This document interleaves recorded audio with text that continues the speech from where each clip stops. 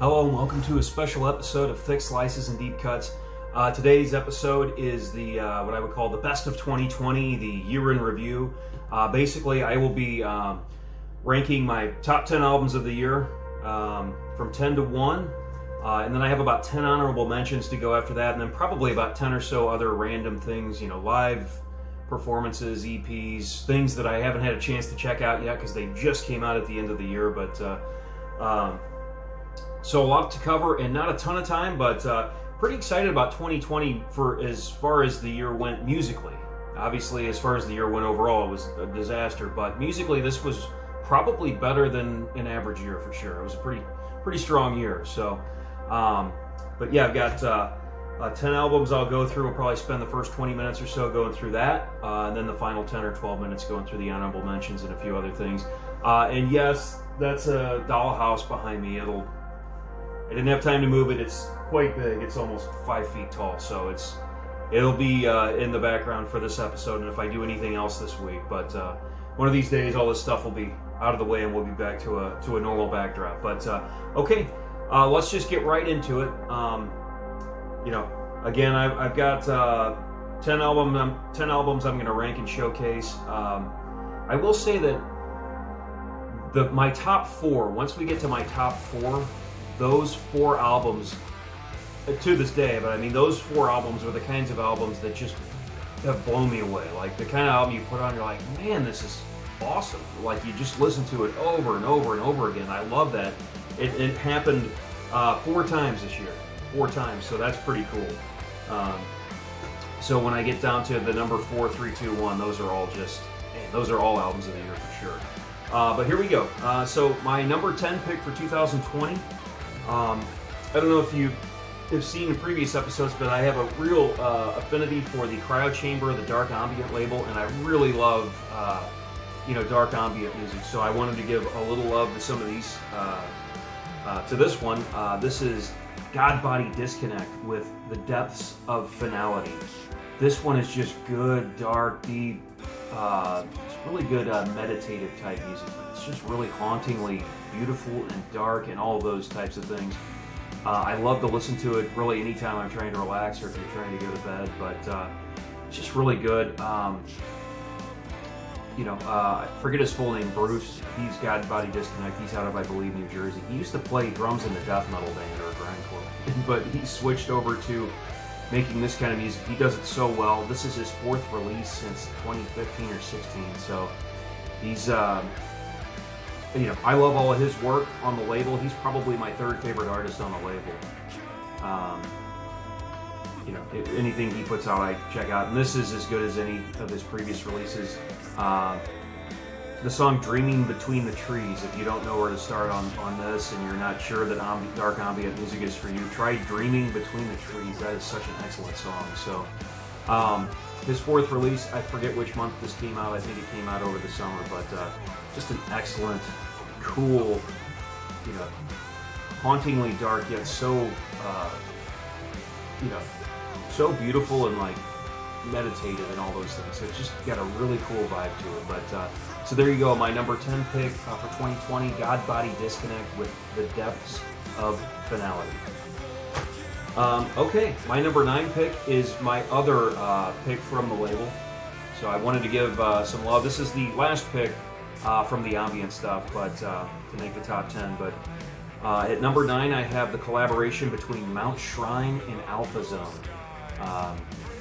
This is called Dream Chambers, and what a cool collaboration. These 2 guys are in my top 5 of artists on the label, so the fact that they collaborated, I knew this was going to be awesome before I even heard it.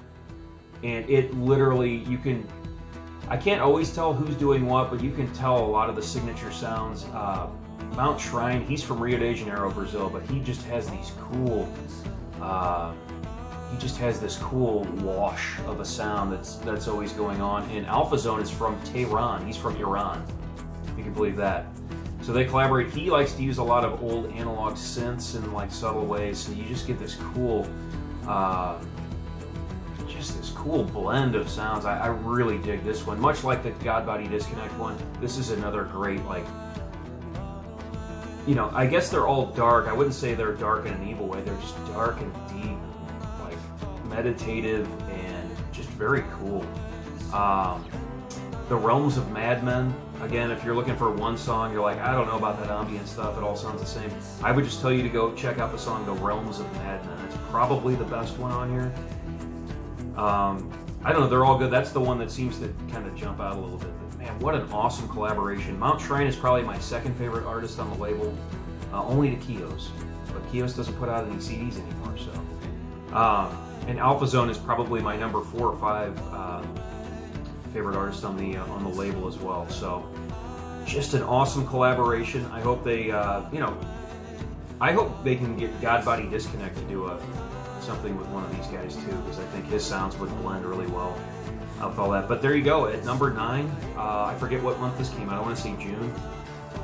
This is my number 9 pick for 2020. It's Mount Shrine and Alphazone collaborating for Dream Chambers. Okay. Coming in at number 8, I actually reviewed this earlier in a ranking. It's my number 8 for 2020. It just came out on November 6th, and it is Fate's Warning with Long Day, Good Night. Just Fate's Warning are one of my favorite bands of all time. They're one of my, much I say this all the time, but much like a band like Rush or Opeth or even Voivod or something like that, this is just the band in my life over the last handful of years that I just listen to a ton. And so, I'm just so happy they put out a 13th album. That might be their last one, but it's just 72 and a half minutes long. Way longer than anything they've ever done before. And it's like the Fates Warning Variety Hour. I mean, they have so many different styles on here. You've got your prog metal stuff. You've got some acoustic shorter things. You've got almost stuff that's almost like adult contemporary light or something like that. But it eventually, you think it's just kind of be like that, and it just changes on a dime and picks up. And you've got Bobby Jarzambek on drums. It's insane, and all the excellent bass playing. They even borrowed some Gavin Harrison drum part from an old OSI session. I guess the drums never made it to a song, and Jim worked a song around those old OSI drums. So Gavin Harrison is on here for, I believe it's When Snow Falls for one song. Scars is an anthem. That's already like a greatest hits classic for me on this album. That's so catchy. One of the best songs of the year. Now Comes the Rain is cool. Under the Sun is a nice, pleasant one. I'm always surprised at how much I dig the catchy little pleasant tunes on here that aren't so prog metal. But The Longest Shadow of the Day is the big long track. It's the most complex and prog. I think the first 2 tracks are like in the 8 to 7 minute range, but most of the stuff on here is like in the 4 and 5 minute range, and then you get that long track towards the end. So if you like Fate's Warning, you won't be disappointed. It sounds much like the previous 2 albums. I mean, it has its own style to it, but if you like what you heard on Darkness in a Different Light and Theories of Flight, you're probably going to dig this one as well. It's a little bit different, and I know that it's longer, but it's longer because Ray and Jim kept going, I like this song, but does it fit for the album? What they decided to do was say, everything we wrote, let's just put it on the album. Let's not worry about if it fits the theme or not. So instead of having an album that's like all the songs sound like they're coming from the same place, you just get 13 tracks. You just don't know exactly what you're going to get from track to track. So there you go. Just another solid release from a band that puts out nothing but solid releases. At number 8, I've got Fate's Warning with their album Long Day, Good Night, which came out in November. Okay. At number 7, this came out of nowhere. I think it came out in October. I didn't get it until, I don't know, mid-November. So I've been listening to it for about 5 or 6 weeks, and it just sounds better all the time. It was originally my number 10, and now it's all the way up to 7. I've got, from Chaos Divine, I have Legacy. Chaos Divine is progressive metal from Australia, from Perth, Australia. So not even on the Sydney side of the continent, but on the other side of the continent. But these guys, and a lot of these awesome bands from Australia, they play like a Dream Theater meets Opeth, some Catatonia and stuff like that, but and maybe a little bit of Tool, but they always, I don't know if it's the weather or all the sun, but they just seem to have this awesome positive energy going with their heavy melodic progressive metal here. So this is just Their singer is the star of the show here, but the riffs are good and proggy. So if you like your odd time signatures and your, guitars that get kind of roddy from time to time, and things that are patterns that are technical, and all the things that we love about our progressive metal, you can find out here. But man, the melodies are so strong. And every Chaos Divine album, or at least they have 4. I've enjoyed the last 3. Every one of those albums will give you a track or 2 or 3 or even 4, as in this case, that just are so damn catchy. You can't get the melodies out of your head, and I love that about albums. And all these songs sound good, but man, it's also elevated just by certain songs that just blow you away. Like Guarding Gravity is one of my favorite songs of the entire year. Only Son, No Savior, Beacon is really, really catchy too. So they have at least all good songs. They just have a nice sound. It's almost like no matter what they play, they've got this singer that's really, really good. They've got the guitar tone is dialed in. They've got all that perfect clean channel and the heavy thing. So if you like progressive metal, man, these guys are, I don't know how much pure progressive metal I listen to anymore, but this is one of those bands. I mean, if you like Dream Theater meets Opeth with some Catatonia, you're probably going to dig this one. A surprise out of nowhere. They didn't even really hype this. I just noticed, I don't know what I was looking at, but I just kind of noticed that, they released something last month. So there you go. Awesome band to check out. If you haven't heard them, go check them out. And you can start anywhere. Guarding Gravity was the first thing I heard on here, and it totally pulled me in. So there you go. At number 7, this came out in October. Legacies from Chaos Divine, Australia. Okay, number 6. I had this one on a ranking recently. I've got Lunatic Soul with Through Shaded Woods. This just came out in November, so this just came out last month. What can I say? Mario Studa, this is his project. This is the 7th album. He also heads Riverside, an excellent Polish progressive band. Man, this is just another awesome release.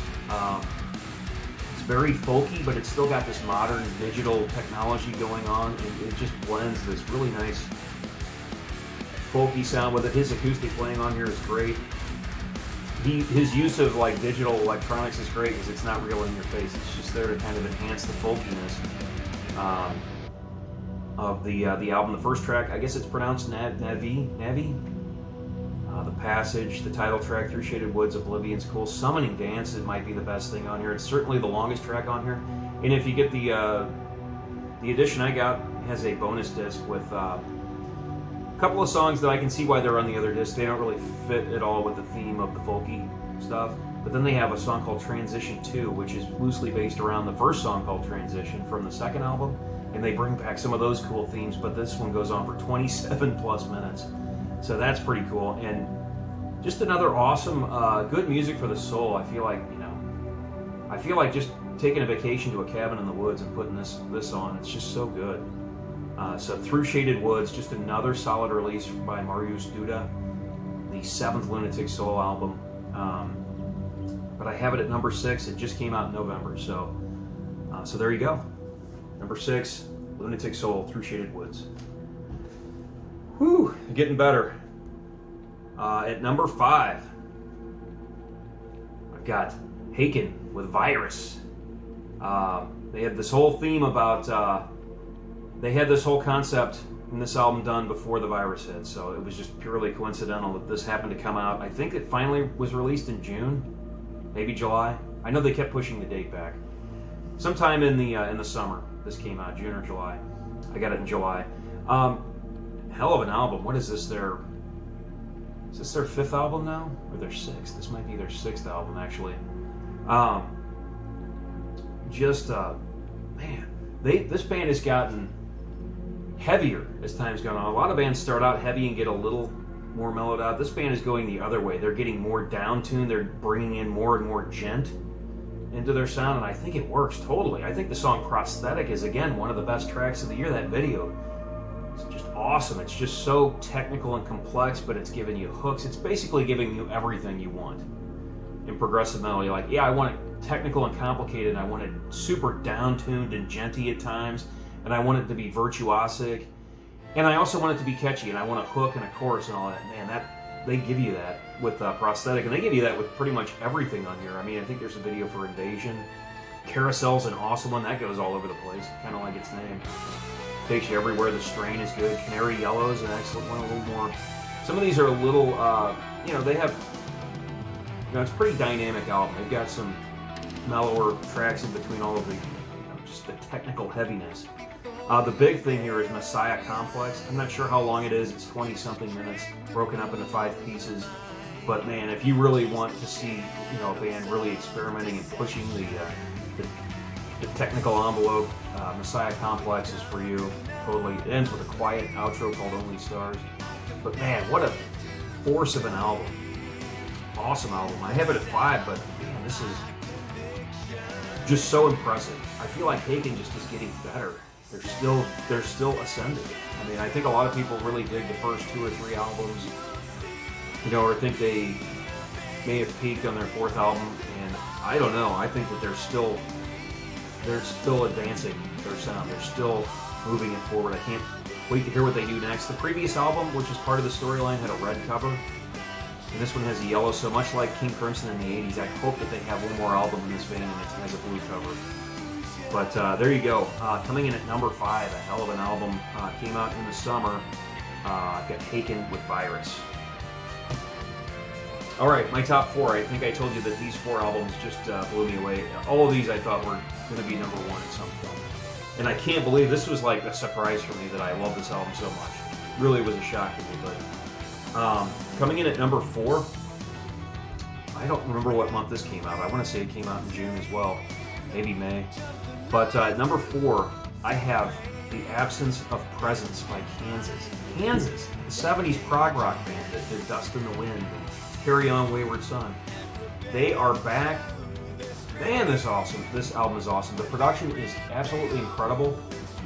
So they had a singer, Steve Walsh, who also played keyboards. Well, he retired because these guys are getting old. And I love 70s Kansas, but it literally ends. Like, the first album they released in 80 was bad. Even the one they released in 79 was not that good, but they had like 5 albums in like 74, 75, 75, 76, 77, all in there that I thought were incredible progressive rock albums. And basically since then they've not done anything that I would even get all that excited about. But man, I heard this album was just absolutely floored. Jets Overhead, one of my favorite songs of the year. What was the other? Circus of Illusion is also one of the best songs of the year. I think my daughter actually loves this CD whenever I put it on, and I think it's because there's David Ragsdale plays this awesome violin. I've never heard violin sound so moody and aggressive, and this album hits hard too. I mean, this is a heavy prog album. You've still got Phil Ehart on drums, so he's a founding member. Rich Williams, I guess, is still on guitar, and I forget the bass player's name, Billy. He's been with the band since the mid-'80s.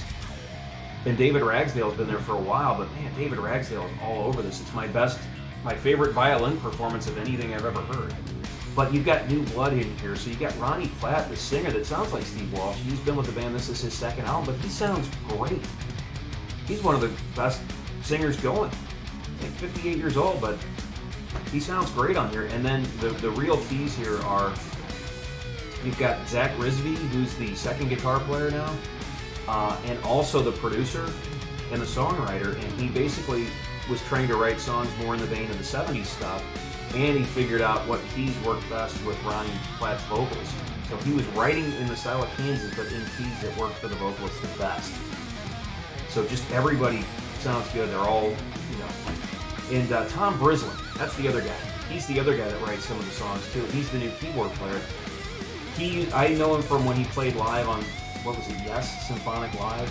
He was on there. He's a hired gun for progressive rock band, but I think he played with major commercial acts too. But man, Zach Risby and Tom Brislin have just revamped their sound. And you've got a killer vocalist now who's helped revamp that department. And they really let David Ragsdale play his violin all over this. So I just feel like the new blood has made Kansas sound just so awesome and current too. So it's Just an impressive album. Every song on here is good. Every single song of the night. It runs about 47 minutes. And when it's over, you're like, man, that was too fast. That's a mark of an awesome album. You just have, Throwing Mountains is an awesome one. There's an instrumental called Propulsion one, which sounds a little bit like Yes. Title track, The Absence of Presence is awesome. Animals on the Roof, Never, the song The River Sang, which actually has Tom Riddle singing the main vocal one. Memories Down the Line. Everything on here is awesome. This is an absolute gem of an album. Forget that it's Kansas or what your thoughts are about the band Kansas. This album, it's my number 4. Kansas, The Absence of Presence at number 4. Okay. At number 3, best thrash album of the year. Looks like my shirt, Titans of Creation by Testament. Came out in April. I couldn't stop listening to it for the entire month of April. It's so good. It's my favorite album that isn't one of their first 2 albums. It's literally the best thing they've done in over 30 years. It's their longest thing. It clocks in at like 58 minutes. And they just, Andy Sneap, everybody is a total pro. You got Eric Peterson and Alex Skolnick and Chuck Billy. Those guys are just awesome legends, right? And then you've got Steve DiGiorgio on bass and Gene Hoglan on drums. So you just got the most talented, awesome thrash lineup ever. And then you've got Andy Sneap just mixing, and the guitars and everything hits. The production's incredible. The mix is incredible. Children of the Next Level, World War III, Dream Deceiver, Night of the Witch, City of Angels, Ishtar's Gate, Symptoms, False Prophet, The Healers, Code of Hammurabi, Curse of Osiris. Ends with a little outro called Catacombs. Man, this album is so good. If you like it thrashy and just thrashing and yet somehow so catchy, and the guitar tone and just everything about this album is great. I thought this was going to be my number 1. It's my number 3, and it came out all the way back in April, but it's just an incredible album. That's an awesome album cover, too. That's why I got the shirt, and that's why I'm wearing the shirt. It's the only shirt I have that's from 2020, so I thought this is the shirt I should wear for this particular show, but there you go. Coming in at number 3, awesome thrash album by my favorite thrash band. I've got Titans of Creation by Testament. I put this up. This is my daughter's shirt. Stephen Wilson, Personal Shopper. This was the other 2020 shirt. The reason I put it up is because this album was supposed to be released this year, The Future Bites. And because of the pandemic, Stephen Wilson pushed the release of the album into next year. But it was supposed to be a 2020 release. And this single was my daughter's favorite song of the year. And it was a big song in our household for 2020. So although the Future Bites album didn't get released in 2020, it was a total 2020 album. I think we've heard 3 or 4 songs from it, not to mention a bunch of outtakes and B-sides from the sessions as well. So that's why that's up there. Anyway, getting back to the rankings. At number 2, I believe this also came out in April. I don't know how many people know this band, but man, this is an awesome album by a really cool band. I've got Omens by Elder.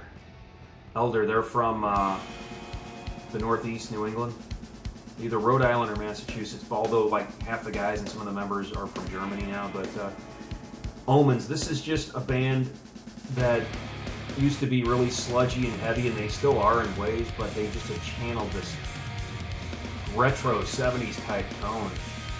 This cool like 70s heavy. But it's still kind of sludgy and doomy, but it's just totally, I don't know if it's psychedelic, like hippie type, but it's just heavy. And, if you like Camel, but you also like Sabbath, you probably just like the way this album plays. But it's like 5 songs, 52 minutes. So this band always does it. They always have like 5 songs, 50 minutes. Everything's like a 10-minute slab of awesomeness where the guitars go all over the place.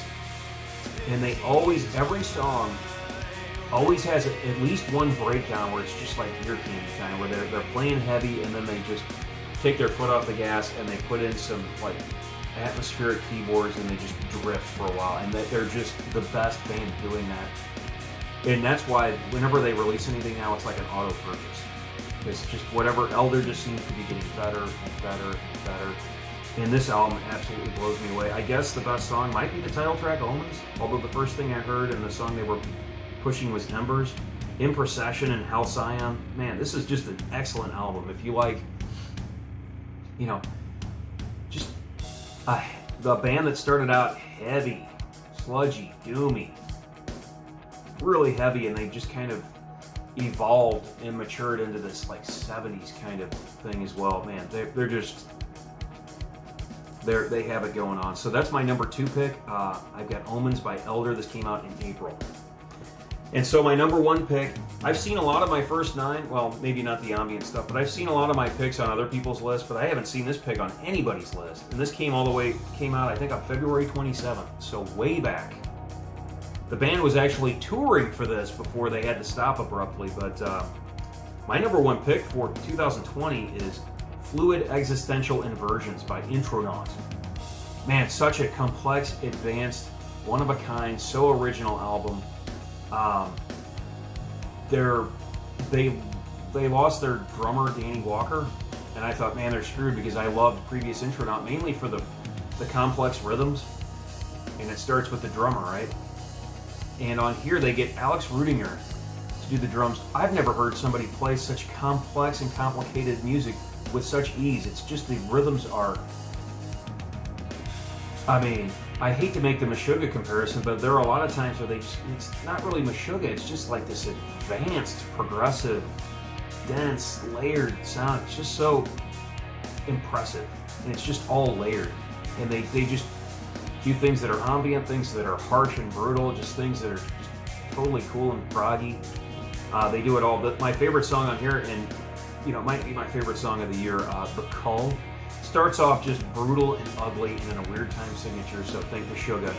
And after that sequence of a riff, they never come back to it, and they go to another riff, and it's a little less harsh, it's still dark and odd time, kind of tricky to follow.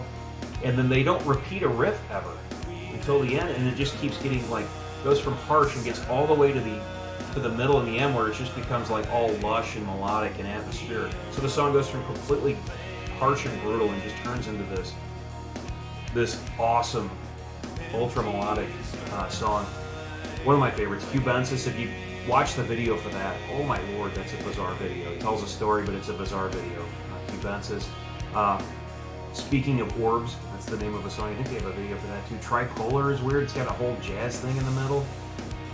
Check Your Misfortune is cool. Pangloss is a slamming track. And it finishes with Sour Everything. They've got contributions from Ben Sharp, aka Cloud Kicker. He gives them riffs for 2 different songs, and they totally build songs around his leftover riffs. I think that's so awesome that they can collaborate with him. So that is my number 1 pick. I've got to speed it up here. I'm running low on time, but that is it. Intronaut with Fluid Existential Inversion. So real quick, number 10, I've got God Body Disconnect with Depths of Finality. Number 9, I've got Mount Shrine and Alphazone with Dream Chambers. Number 8, I've got Fates Warning with Long Day Good Night. Number 7, I have Chaos Divine with Legacies. Number 6, I have Lunatic Soul with Through Shaded Woods. Number 5, I have Haken with Virus. Number 4, I have Kansas with The Absence of Presence. Number 3, Testament with Titans of Creation.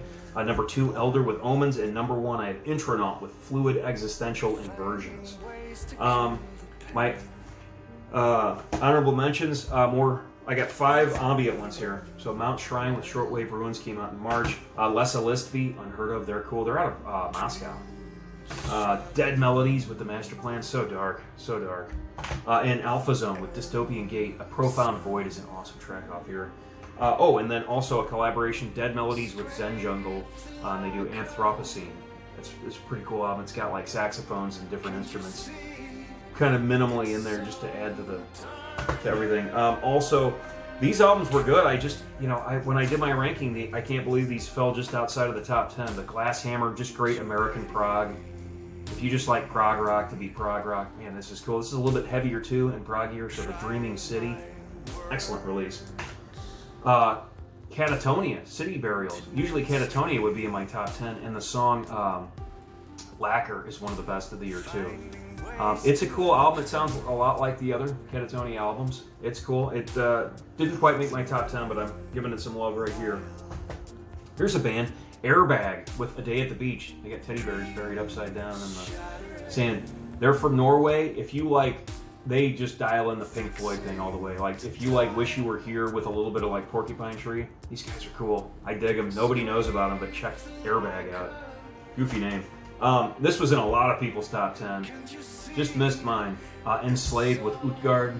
You know, what is this? It's a black metal band that's now like a retro progressive band, experimental band. You just never know what you're going to get with them. They're very cool. I love this album. It doesn't click with me enough to break the top 10, but I do like it and I do listen to it, and it is cool.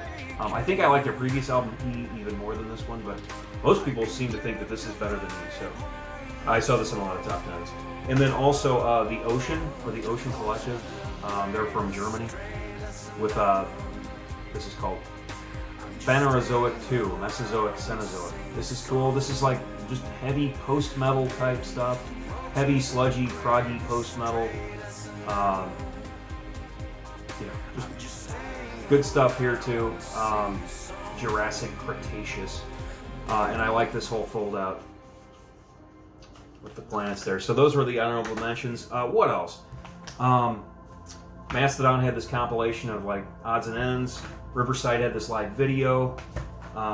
Dream Theater has had a concert that came out that's on its way in the mail for me. Other than that, this big discovery was Utopia, Todd Rundgren's Utopia from the 70s. Totally crazy fusion prog. Great discovery for this year. I also discovered more of the Devin Townsend Project with my daughter. We love Devin Townsend Project big time now. And Revocation, Dave Davidson and company. I don't know how I overlooked them for so long, but their last 2 or 3 albums have been really impressive as well. So I think that covers it. Oh yeah, I did mention, here are some bands that I haven't had a chance to hear. So let's see, Our Oceans just released something. Pain of Salvation had Panther come out over the summer. I haven't listened to it. Voivod has a live album that came out. Thrailkill, formerly Mammoth, but Thrailkill had an album that just came out here in December.